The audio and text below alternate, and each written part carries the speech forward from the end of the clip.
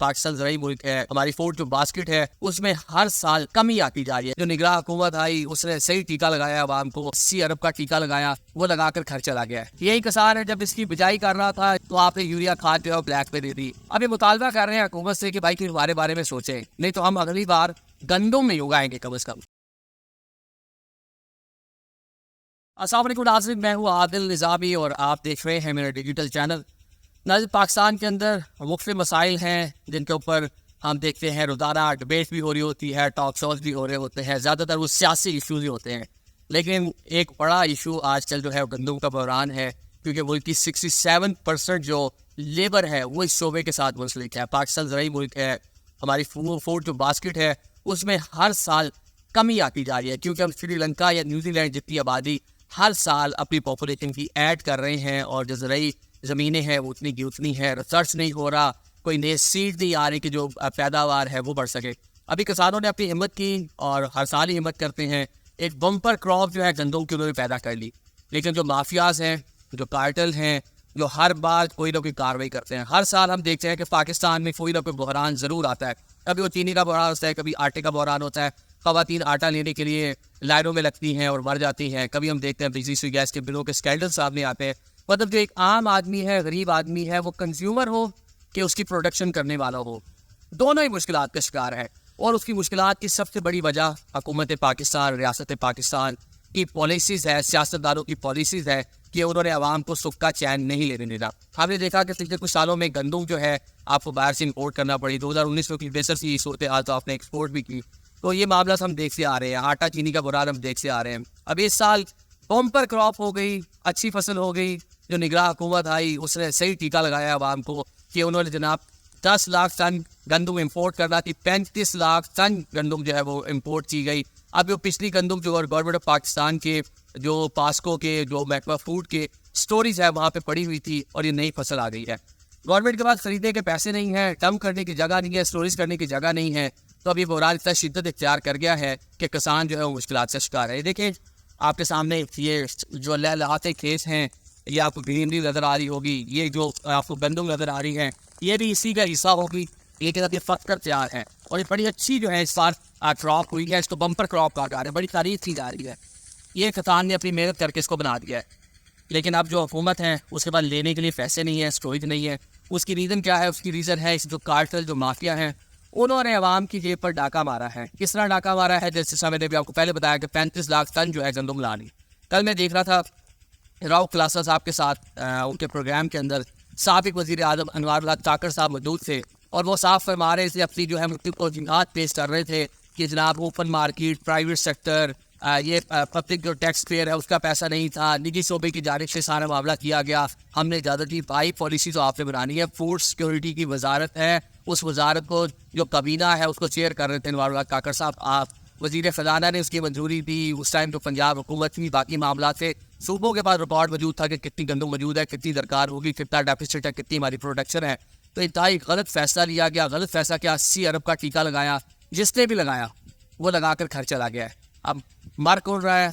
ये आपका ये आम किसान। और इसके जो कॉन्सिक्वेंसेज हैं ये एक बार के लिए नहीं है। इस किसान बेचारे ने अपनी अगली फसल जो है उसको उगाने के लिए बीज लेना है, उसको बाकी अमूर जो कार है वो चलाने हैं, मुस्ताजरी देनी है ज़मीन की। तो ये पूरा सिस्टम, एक पूरी साइकिल इसकी चल रही होती है। वो सारी की सारी साइकिल मुतासिर हो जाएगी अगर गंदम इसकी बर वक्त ना बिकी। दूसरा हम देख रहे हैं कि मौसमी जो सूरत हाल है, बारिशें हो रही हैं, अगर नमी इस पर मजीद आएगी, फंगस लग जाएगी, सारी की सारी गंदम जो है वो ज़ाया हो जाएगी।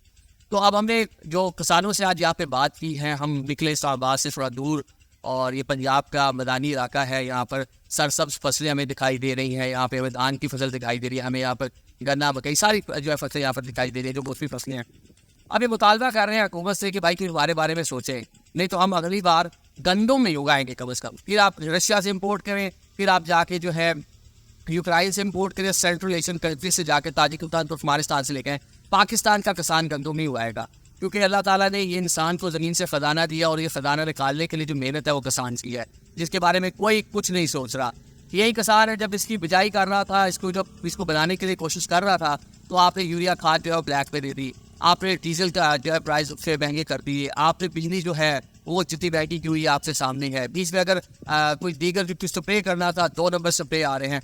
जगह जगह पे आप उसको जलील कर रहे हैं, जगह जगह पे आप उसको तंग कर रहे हैं, लेकिन उसके बावजूद वो ये प्रोटेक्शन आपको दे रहा है। अब हर किसी के एक सब्र का पैमाना होता है, वो शायद इनका भी लबरेज हो रहा है। हम देख रहे हैं कि 75 ईयर्स से इस तबके की बात होती है। इसके बारे में मैं आज शहीद जुल्फ़िकार भुट्टो का एक कटिंग अखबार की नज़र आई सोशल मीडिया पे, वो भी किसान की बात कर रहे थे। सब किसान की बात करते हैं, लेकिन किसान जो उसका नाम यार ज़िंदगी बुलंद हो सका, ये एक आम किसान की बात कर रहा हूँ। उसका लैंड लॉर्ड है, वो अरबोपति हो गए होंगे डेफिनेटली।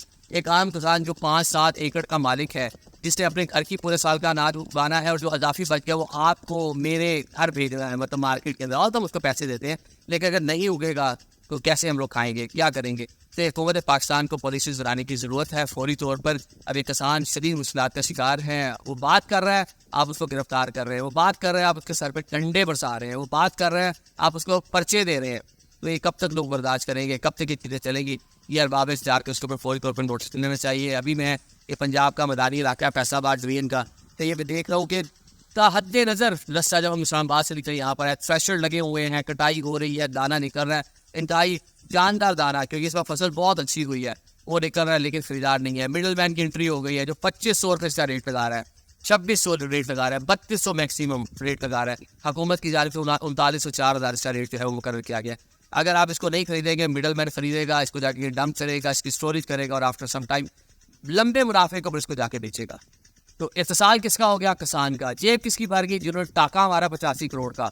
अब वो कबीना में बैठे हुए लोग हैं, जिनको निगरान हुकूमत, जिनका काम सिर्फ और सिर्फ इलेक्शन करवाना था। अब इसको अगर प्रॉप करें तो इलेक्शन करवाने के लिए जो हुकूमत आई थी, वो इंपोर्ट एक्सपोर्ट के मामलात में पड़ गई। 3 महीने जिसकी मुद्दत थी, वो 6-8 महीने गुजर गई। जो मुल्क का सिस्टम है उसके ऊपर तो नोहा ख्वानी की जा सकती है, उसको मातम किया जा सकता है कि जिस तरह आपने उसने वो पूरा सिस्टम को सबूताज किया, उसको डिस्ट्रॉय किया, इन्हें पाकिस्तान की आपने तौहीन की, उसकी पाबंदी की, और साथ साथ आप क्या करते थे? दिहाड़ियाँ लगाते थे। इलेक्शन चोरी किया, चले वो कर लिया, वो भी सबसे बड़ी चोरी है। मतलब जब पॉलिटिकल स्टेबिलिटी नहीं होगी, कुछ नहीं हो सकता। लेकिन साथ साथ जो आप जेबें भर के यहाँ से गए हैं, इसका जवाब किसी न किसी को देना पड़ेगा। वज़ीर आज़म ने कमेटी बना दी है, एक साबिक जज साहब इसकी सरबराही करेंगे। तो यहाँ जिस मामले पर मट्टी डालनी हो, जिस फाइल को दबाना हो, जिस मामले को लिंगर आउट करना हो, आवाम की नजरें उठानी हो, उसके ऊपर आप कमेटी बना देते हैं, और मामला आवाम किस टाइम पर भूल जाती है। नया कोई बहरान आ जाएगा, इतने में नया कोई तमाशा हो जाएगा, नया कोई पॉलिटिकल स्टंट मार देंगे, कोई नया बयान दे देगा कि आवाम की किसी को नहीं पड़ी, काश्तकार की किसी को नहीं पड़ी।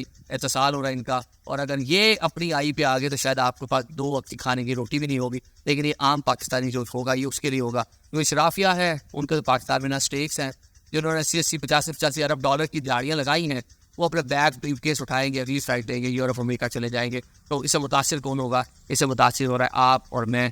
तो इसके ऊपर एहतजाज भी करें, किसान का साथ भी दें, किसान के लिए आवाज़ भी उठाएं, और किसान के बाजू बने, और हुकूमत को जोड़ें कि खुदारा कोई अक्ल के नाखुन ने।